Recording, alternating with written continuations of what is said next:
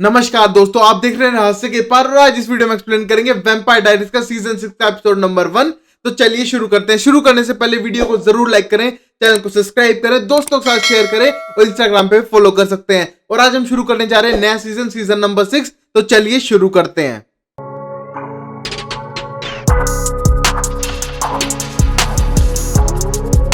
अब हम देखते हैं सीजन 6 की शुरुआत होती है लगभग 4 महीने बाद सीजन 5 के इवेंट के। तभी हम देखते हैं समर ब्रेक ओवर हो चुका था और इस पहले सीन में हम देखते हैं एक रैंडम टीनेजर कपल को जंगल के अंदर, और वहीं पर हम देखते हैं शेरिफ उनके पास आते हैं, उनको डांटती है आने के लिए और कहते हैं पेरेंट्स से कंप्लेन करूंगे और अब तुम घर जाओ। तभी हम देखते हैं वो कपल निराश होते हुए घर जाने लगता है और जैसे गाड़ी में बैठने लगता है पहले लड़की पर अटैक होता है और फिर लड़के पर अटैक होता है और यहाँ पर सीजन 6 की शुरुआत होती है और उन पर किसी वैम्पायर ने अटैक किया था। फिर हम अगला सीन देखते हैं अगले दिन का, जहां पर हम अलीना को देखते हैं उसी सेमेट्री के अंदर और वहां पर हम देखते हैं किसी तरह का पोशन बना रही है और वहां पर कैंडल जला रखी है, शायद कोई विची पोशन है। वहीं पर हम देखते हैं बताती है एक तरह से स्टोरी की उसकी लाइफ अब बहुत अच्छी हो चुकी है, वो परफेक्ट चल रही है, वो एक डॉक्टर बनने वाली है। और वहां पर हम देखते हैं कि वो मेडिकल क्लासेस लेने लग रही है और वहां पर हम देखते हैं थोड़ी डिस्ट्रैक्टेड दिखाई दे रही थी, एक तरह से वो अपनी दुनिया में एक तरह से एक्सेप्टेंस में नहीं थी। और तभी हम देखते हैं कि वो पोर्शन अभी भी तैयार कर रही है और तब बताती है अलारिक के बारे में कि जैसे वो वापस आए वर्ल्ड में, वो अब टाउन में वापस नहीं रह सकता है क्योंकि जो ट्रैवलर्स ने स्पेल किया उसकी वजह से,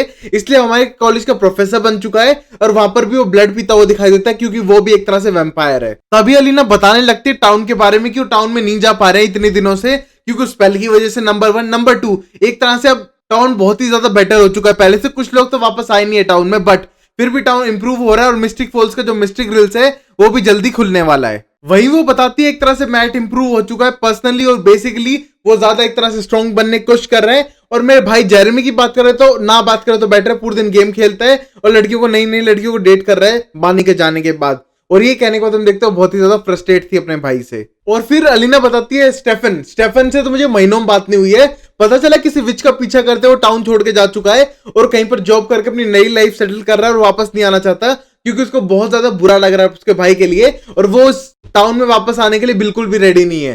तभी हम देखते हैं उसके बाद अब अलीना ने पोर्शन तैयार कर दिया है, किसी तरह का विची मैजिक टाइप कुछ पोर्शन है जो बना रही है और शायद ये किसी चीज के लिए है। तभी हम अगले सीन में अलीना को देखते हैं जो कैरोलाइन से बात करती है और कहती है तुम्हें आना पड़ेगा, यहाँ पर फुटबॉल मैच है। और तभी हम देखते हैं इस टाइम पे कैरोलाइन अपनी मॉम के साथ टाउन की बाउंड्री के बाहर बैठकर लंच करने लग रही थी और बोलती है शायद मैं ना आ पाऊं। वहीं पर अलीना उसे फोर्स करती है आने के लिए कि तुम्हें आना पड़ेगा। वहीं पर कैरोलाइन बोलती तुम्हें कब से पसंद आने लगा स्पोर्ट्स अलीना, और ये कहने के बाद अलीना बोलती है प्लीज तुम आ जाओ, मेरा वैसे मन नहीं लग रहा है। और ये कहने के बाद फोन काट देती है। तभी हम देखते हैं वहां पर टाइलर भी था और टाइलर कहता है कैरोलाइन को तो बुलाना ही पड़ेगा। और इसी मोमेंट पे हम देखते हैं कैरोलाइन अपनी मॉम के साथ बैठ के एक तरह से लंच कर रही थी, एक तरह की पिकनिक थी और वो बोलती है एक तरह से मैं अलीना को समझ ही नहीं पा रही हूँ। पूरी छुट्टी जब जब मैंने बानी का जिक्र किया है वो बहुत ज्यादा रोई है, बहुत ज्यादा बुरा फील किया, बट जब भी मैं डेमन का नाम लेती हूँ ऐसा बिहेव करती है जैसे उसे कुछ हुआ ही नहीं है। मुझे लगता है कोई तो गड़बड़ है। और ये कहने के बाद उसकी मॉम बोलती है रिलैक्स करो, तुम्हें उसके साथ जाना चाहिए, मेरे साथ तूने पूरी छुट्टियां बिता दी यहाँ पर, बट थिंग्स तुझे वापस जाना होगा, अपने दोस्तों की हेल्प करनी होगी।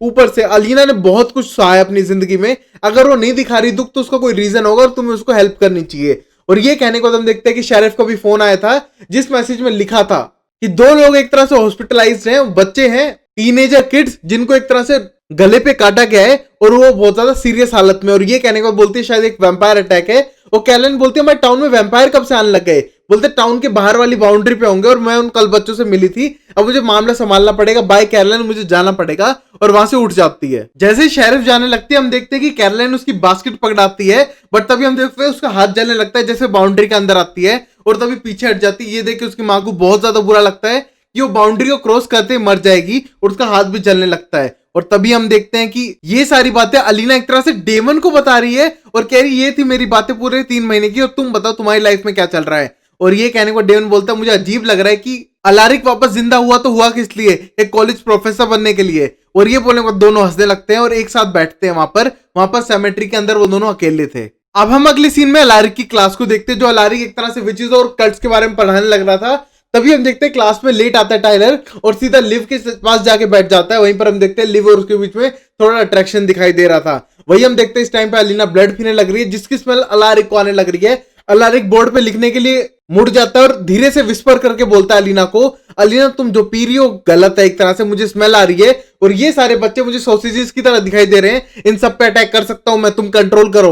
और तभी हम देखते हैं अलीना समझती है और अपनी बोतल जिसमें ब्लड है उसको बंद करके साइड रखती है और हम देखते हैं कि अलारिक को थोड़ी कंट्रोल करने में इश्यूज थे और वहां पर अलीना ब्लड पिए जा रही थी और उससे कंट्रोल नहीं हो रहा था। फिर हम देखते हैं क्लास के बाद सीधा अलीना जाके मिलती है ल्यूक से और ल्यूक से बोलती है मुझे और वो एक तरह से हर्ब चाहिए और ये कहने के बाद बोलती है शायद इस हर्ब का कोई साइड इफेक्ट भी होगा ना, मुझे ज्यादा क्रेविंग हो रही है ब्लड की। और ये कहने के बाद ल्यूक बोलते हैं तुम्हें लग रहा है साइड इफेक्ट होगा, मैंने पहले कहा था होगा, क्योंकि एक तरह से हर्ब है जिसपे प्रॉपर ट्रायल नहीं हुए और इस पे अभी भी डाउट है। मैं तुमसे ये दवाई छुप छुप के दे रहा हूं मेरे विचेस कवन से बचाकर और जिसकी वजह से तुम हेलुसिनेट कर रही हो डेमन के बारे में। और ये कहने के बाद बोलता है मेरे हिसाब से मुझे तुम्हें और नहीं देनी चाहिए। और तभी अलीना गुस्सा आता है और कहती है क्या तुम्हें नहीं देनी चाहिए, तुम्हारी वजह से डेमन मरा है, तुम्हें पता है ना ये बात, और तुमने वादा किया था एक तरह से मुझे हमेशा याद दिलाते रहोगे और हेल्प करते रहोगे।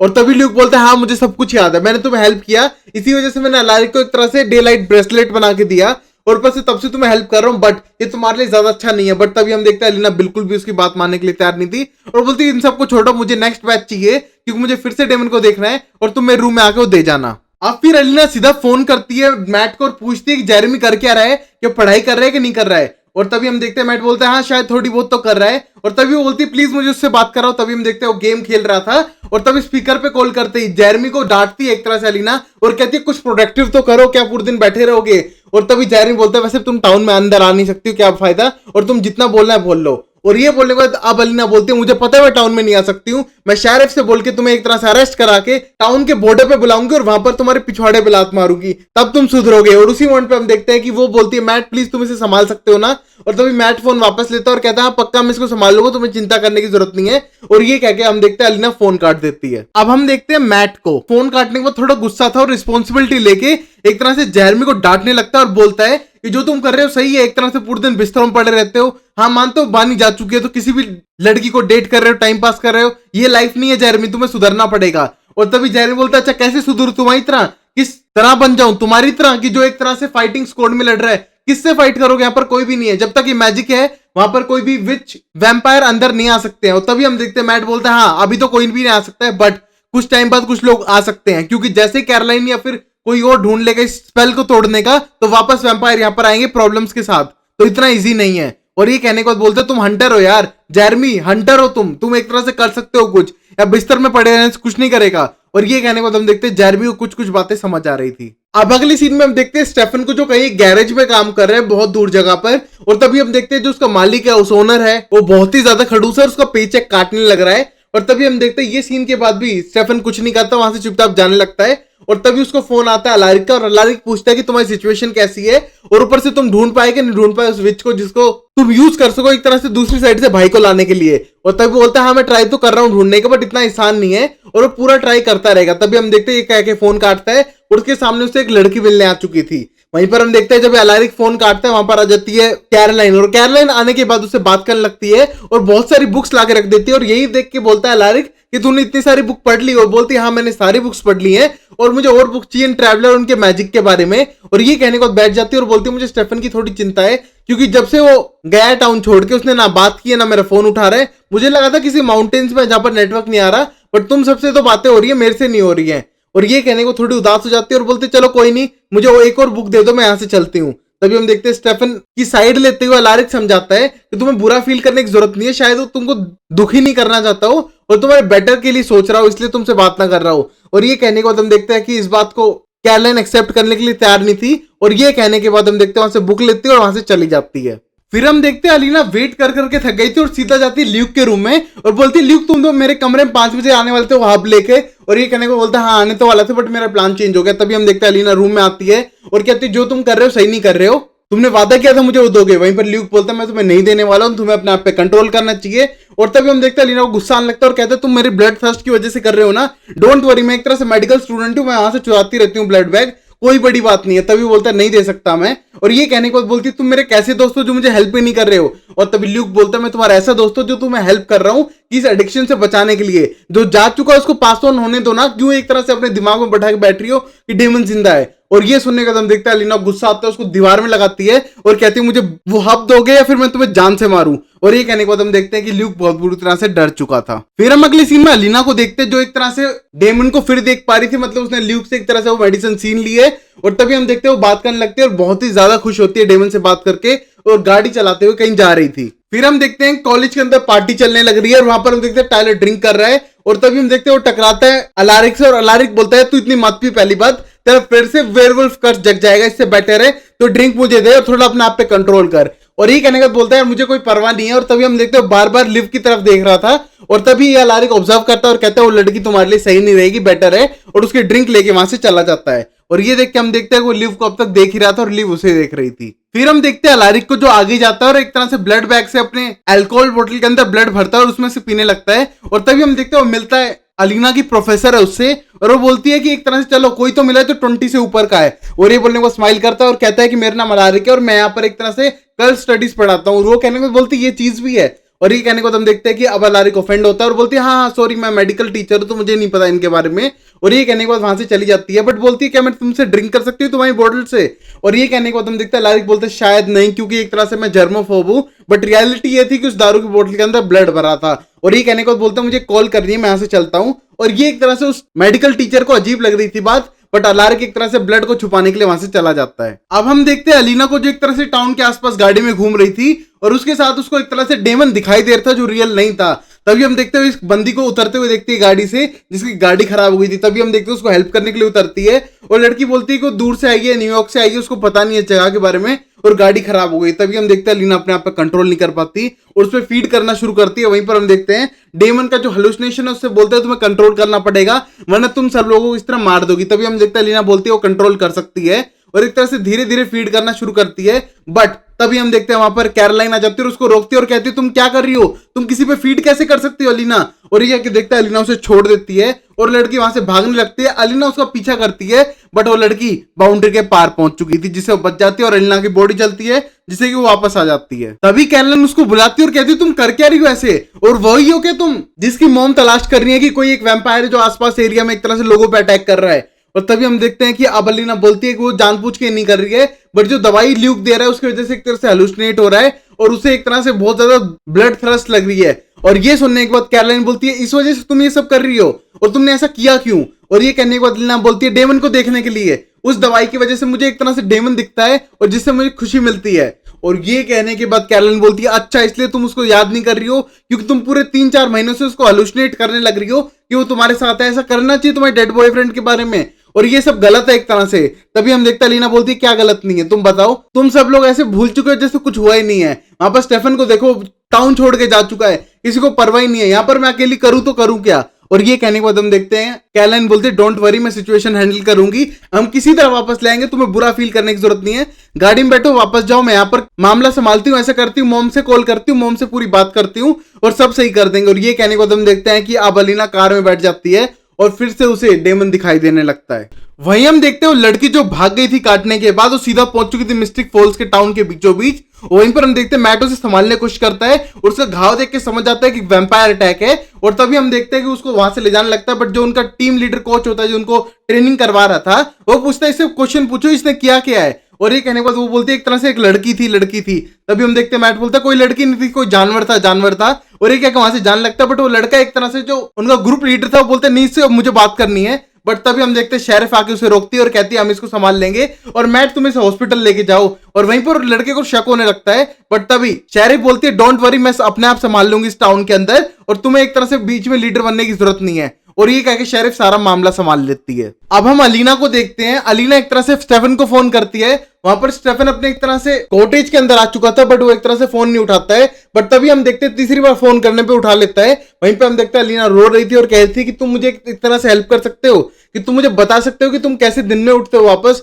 क्योंकि मैं इन सब सिचुएशन को हैंडल नहीं कर पा रही हूँ और अब जब रियलिटी सामने है तो मुझे बिल्कुल भी हैंडल नहीं हो रहा है। वहीं पर हम देखते हैं स्टेफन बोलता है कि मैंने सारी होप छोड़ दी है, मैंने कोई भी अब होप रखी नहीं है कि वो वापस आएगा और मैं इस तरह से उठता हूं जैसे कुछ हुआ भी नहीं है। मैं उसको भूल चुका हूं कि मेरा भाई मर चुका हूं और यहां तक कि तुमको भी भूल चुका हूं। अलीना ये लास्ट कॉल होगी और प्लीज फोन मत करना और मैं हर चीज को छोड़कर अब नई जिंदगी स्टार्ट करने जा रहा हूं। और ये सुनने के बाद अलीना जोर जोर से रोने लग जाती है और वहीं पर स्टेफन फोन कट कर देता है। फिर हम देखते हैं मैट को जो उस लड़की को लेके बाहर आ जाता है एक तरह से सर्कल के बाहर, और वहां पर हम देखते हैं लड़की गाड़ी से निकलते ही भागने लगती है। तभी हम देखते हैं उसको रोक के समझाने की कोशिश करता है मैट कि तुम जिस सिचुएशन से गुजर रही हो मैं भी गुजर चुका हूं, मुझे भी काटा है, मेरी गर्दन को एक तरह से तोड़ा गया, मैं मर भी चुका हूं एक बार, तुम कंट्रोल करो, मैं तुम जैसे की केयर करता हूं, तुम रिलैक्स करो। तभी वो लड़की पीछे हटती है और बोलती है मुझे किसी भी यकीन नहीं, और भागने लगती है और पीछे कैरोलाइन खड़ी थी और वो उसे हिप्नोटाइज कर देती है। फिर हम कैरोलाइन को देखते हैं जो सीधा फोन मिलाती है टाइलर को और बताती है तुम्हें क्या लगा था अलीना एक तरह से भूल चुकी है और सही हो चुकी है, नहीं वो बिल्कुल भी सही नहीं हुई है, और खासकर ल्यूक की वजह से। ल्यूक एक तरह से उसको हेलुसिनेट करा रहा है और अब तक फैंटेसी वर्ल्ड में है अलीना कि एक तरह से कुछ हुआ ही नहीं और डेमन सही है। और ये कहने के बाद टाइलर बोलते हैं ये क्या कह रही हो तुम, अब तक वो सही नहीं हुई है हमारी दोस्त। और ये कहने को कैरोलाइन बोलती है नहीं वो बिल्कुल भी सही नहीं हुई है, ऊपर से उसकी हालत और खराब होने वाली है, और ये ल्यूक जब तक उसको वो हब देता रहेगा ना ये पागल होती रहेगी और कभी भी नहीं भूल पाएगी कि डेमन हमेशा हमेशा के लिए जा चुका है। और ये कहने के बाद अब देखते टाइलर बोलता है मैं उसको अपने आप सही करता हूं, तुम एक तरह से अलीना को संभालना और मैं इस ल्यूक की ऐसी तैसी करके आता हूं। और ये कहने के बाद हम देखते हैं और ल्यूक को ढूंढने लगता है, और ल्यूक को ढूंढने के बाद हम देखते हैं ल्यूक उसके पास आता है और कहते हैं तुमने अलीना को देखा है। और ये कहने के बाद बोलता है अलीना तब दिखेगी ना जब तू सही से काम करेगा ल्यूक, तू से एक तरह से हेलुसिनेट करवा रहा है, उसकी गर्दन पकड़ता है और कहता है तू अब स्पेल भी नहीं कर सकता, तेरी गर्दन तोड़ दूंगा मैं। और तभी हम देखते हैं उसकी गर्दन पकड़ कहते हैं तेरी वजह से अलीना इस हालत में है और तू क्या कर रहा है उसके साथ। तभी हम देखते हैं उस मोमेंट पे अलारिक आता है और कहता है नहीं टाइलर तूने तो कहा था ना तू गुस्सा नहीं करेगा, कंट्रोल कर। उसके हाथ से ल्यूक को बचाता है और ल्यूक को दूर फेंकता है और कहता है तू यहां से जा, तूने क्या कहा था तू कंट्रोल करेगा, तुझसे कंट्रोल हो भी रहा है, फिर से हो जाएगा, तुझे पता है क्या मैं कहना चाह रहा हूं। और ये कहने के बाद हम देखते हैं टाइलर को भेज देता है और वो वेयरवुल्फ कर्स की बात कर रहा था, अगर उसने किसी को मारा उसका वेयरवुल्फ कर्स ऑन हो जाएगा। और ये कहने के बाद हम देखते हैं उसको वहां दूर भेज देता है और वहीं पर ल्यूक के पास आता है और कहता है तुम्हें मुझे पूरी बात बतानी पड़ेगी ये क्या चल रहा है अलीना के बारे में। और ये कहने के बाद हम देखते हैं ल्यूक डर जाता है। फिर हम अलीना को देखते हैं जो उसी सेमेट्री वाली जगह पर आ चुकी थी और वहीं से वो पोर्शन बनाने लगती है जो एक तरह से उसको डेमन की याद दिलाएगा। और तभी हम देखते हैं बहुत ज्यादा इमोशनल थी और डेमन उसके पास आता है और बोलती है डेमन ये लास्ट टाइम मैं तुमसे मिल रही हूँ, उसके बाद शायद कभी ना मिलूं क्योंकि तुम रियल नहीं हो, एक तरह से मेरी इमेजिनेशन हो। और ये कहने के बाद बोलता है हाँ मेरे भाई ने एक बात तुझसे कहा और तूने मान लिया। और ये कहने के बाद बोलती है तुम्हारे भाई की वजह से नहीं है, बस मैं खत्म करना चाहती हूँ क्योंकि तुम रियल हो ही नहीं, तुम मर चुके हो और मैं इस बात को एक्सेप्ट करना ही पड़ेगा। और ये कहने के बाद बोलता है अच्छा तुम इतनी जल्दी एक्सेप्ट कर लोगी, और एक तरह से कब तुम ल्यूक के पास वापस भाग के जाओगी वो पोर्शन लेने के लिए। तभी हम देखते हैं उसके पास जाती है और कहती है प्लीज मुझे तुम्हें अलविदा कहने दो क्योंकि तुम रियल नहीं हो। और ये कहने के बाद किस करती है और हम देखते हैं वो बहुत बुरी तरह से रोने लग जाती है और जमीन पे बैठ जाती है और ये देख के बोलता है तुम इतने आसानी से मुझे भूलने नहीं वाली हो। और तभी हम देखते हैं उसकी हालत खराब हो रही थी। फिर हम अगले सीन में देखते हैं टाइलर एक्सरसाइज कर रहा था, वहीं पर लेव आती है और कहती है तुम चाहते हो तुम्हारे दोस्त, तूने आज एक तरह से मेरे भाई को जान से मारने की कोशिश की है। और ये कहने के बाद बोलता है हाँ यार I am sorry for this, मुझे गुस्सा ज्यादा गया था, रेज आ गई थी क्योंकि एक तरह से अलीना को कुछ दे रहा था। और ये कहने के बोलती है हाँ मुझे पता चल चुका है क्या दे रहा है, बट उसमें उसकी कोई गलती नहीं है, एक तरह से तुमने मेरे भाई को एक तरह से टारगेट कर लिया है कि उसकी वजह से तेरे दोस्त मरे हैं, बट तुम ये याद रखो कि मेरी वजह से उनकी जान भी बची है तुम सब लोगों की, तो एक तरह से मुझे हेल्प करके मेरे भाई को छोड़ दो पीछा, बेटर रहेगा। और जो अलीना कर रही है वो खुद मांग रही है, मेरा भाई उसे दे नहीं रहा है। और ये कहने के बाद वहां से जाने लगती है। वहीं पर हम देखते हैं टाइलर उसके पास आता है और सॉरी मांगता है इस बेकार हरकत के लिए, बट बोलते हैं यार मैं क्या करूं, एक टाइम में मैं सबसे ज्यादा पावरफुल था इस धरती पे, एक हाइब्रिड था, अब मैं एक नॉर्मल ह्यूमन बन चुका हूं एक तरह से, तो गुस्सा रेज पहले ही ज्यादा है और इस वजह से मुझे बहुत ज्यादा बुरा लग रहा है। और ये कहने को बोलते हैं अगर तुम्हें बुरा लग रहा है तो मेरे भाई से जाके सॉरी बोलो। और ये बोलने को वहां से चली जाती है। अब हम कैरोलाइन को देखते हैं जो एक तरह से वॉइस मैसेज भेजती है और कहती है कि स्टेफन मैं तुम्हें कॉल करना कभी नहीं छोड़ूंगी, यहाँ पर सबके हालात खराब है, पता है सारी चीजें बेकार चल रही हैं, बट कोई भी एक दूसरे से शेयर करने के लिए तैयार नहीं है। अलीना यहाँ पागल हुई डोल रही है डेमन के पीछे, क्यों डेमन कहाँ गया, हलुसिनेट होती घूम रही है दवाइयां लेकर। वहीं पर टाइलर इसको एक्सेप्ट नहीं कर रहा है कि वापस वो बन चुका है और हाइब्रिड नहीं रहा। वहीं पर हम देखते हैं कि मैट और जेरमी एक तरह से टाउन छोड़ने के लिए तैयार नहीं है और मैं यहाँ पर सब कुछ नहीं संभाल सकती हूँ, बट तुम्हें जरूर कॉल करती रहूंगी चाहे तुम फोन उठाओ या ना उठाओ। और ये वॉइस मैसेज करने के बाद भेजती है कि मैं कभी होप नहीं छोड़ूंगी। और तभी हम देखते हैं कि मैसेज पढ़ने के बाद अब स्टेफन को गुस्सा आता है और अपने हाथ से फोन क्रश कर देता है और बहुत ही ज्यादा गुस्से में था। अब हम अगले सीन में देखते हैं कि अलीना बहुत ही ज्यादा दुखी थी और डेमन की फोटो देख रही थी। वहीं पर हम देखते हैं अलारिक आता है और वो अलारिक से पूछते हैं आप ये सब कैसे सह सकते हो। और ये कहने के बाद अलारिक बोलता है क्या इतने टाइम तक मरे रहना या फिर मेरी गर्लफ्रेंड का किसी और से शादी कर लेना। और ये कहने के बाद बोलते हैं नहीं ये सब नहीं, वैम्पायर होना, अपने इमोशन पे कंट्रोल करना, ब्लड पे कंट्रोल करना। और ये कहने के बाद बोलता है यार हो जाता है, तुम सुनो। और वहां जाके उसके साथ बैठता है और कहता है कंट्रोल करना सीखना पड़ता है, हमारी लाइफ छोटी है, हम जितना उसको बढ़ाना चाहे बढ़ा भी सकते हैं, हम वैम्पायर है, थोड़ा कंट्रोल करना सीखो अलीना, ये सब चीजें लाइफ में चलती रहेंगी। तभी हम देखते हो बोलती है ऐसा कैसे हो सकता है, बट आप एक चीज कर सकते हो, आपको एक तरह से ओरिजिनल वैम्पायर की तरह बनाया है ना, तो आप मुझे कंपेल कर सकते हो कि मैं डेमन को भूल जाऊं। जैसे कि आप जानते हैं कि वैम्पिरिज्म का तो कोई क्योर है नहीं, बट क्योर तो है सिर्फ डेमन से छुटकारा पाने का। उसकी मेमोरीज मुझे बहुत ज्यादा दुखी कर रही हैं और शायद मैं उसे कभी ना भूल पाऊं। तुम्हारे पास एक तरह से पावर है कंपेल करके मुझे एक तरह से भुलाने की, और प्लीज मुझे भुला दो डेमन के बारे में। अब हम लास्ट सीन में देखते हैं कि कोई पैनकेक्स बना रहे हो, कोई और नहीं है डेमन है। भाई डेमन पैनकेक्स बनाने लग रहा है और पैनकेक के ऊपर एक तरह से फेस बनाता है और वैम्पायर जैसी शक्ल बनाता है और बानी को सर्व करता है। और बानी बोलती है तुम्हें पता है ना मैं हर बार ये कहती हूँ कि ऐसे पैनकेक मत बनाया करो, और ये कहने के बाद डेमन बोलता है कि मैं हर बार ऐसे ही बना रहा हूँ और तुम कितनी बार भी मना कर लो। और ये कहने के बाद हम देखते हो एक दूसरे की तरह स्माइल करते हैं और ब्रेकफास्ट करने लगते हैं, और यहीं पर एपिसोड नंबर 1 खत्म हो जाता है। तो guys I hope you like this episode. अच्छा लगे तो लाइक शेयर सब्सक्राइब करो। और भाई डेमन जिंदा है बट कहां है ये हम पता करेंगे नेक्स्ट एपिसोड में। तब तक के लिए लाइक शेयर सब्सक्राइब कीजिए। मिलते हैं अगले एपिसोड में, तब तक के लिए अपना ख्याल रखो। बाय, सायोनारा, टाटा।